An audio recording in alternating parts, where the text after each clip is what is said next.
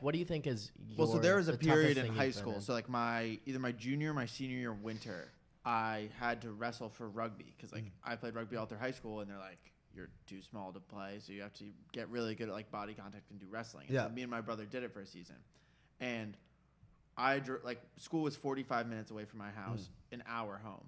So we'd get up at 6, leave by 6:30 when it was dark out, drive in the dark to school, get to school, at school all day. Then we'd have wrestling after school for like 3.5, 4 hours.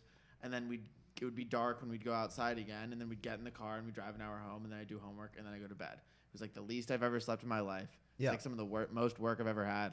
I would wake up in the dark and I would go home in the dark.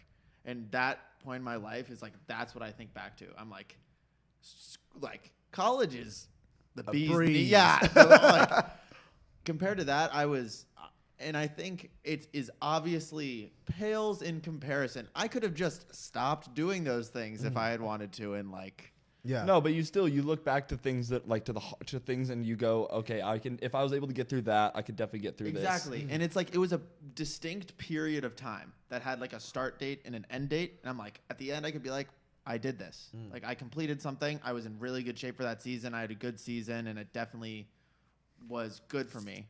But there were times when like me and my brother would literally pull over on the side of the road halfway home and sleep for an hour. Yeah. Or like we'd get in like physical fights over who would have to drive home because not even a joke, like in parking lots because we'd be so tired. And so like Yeah.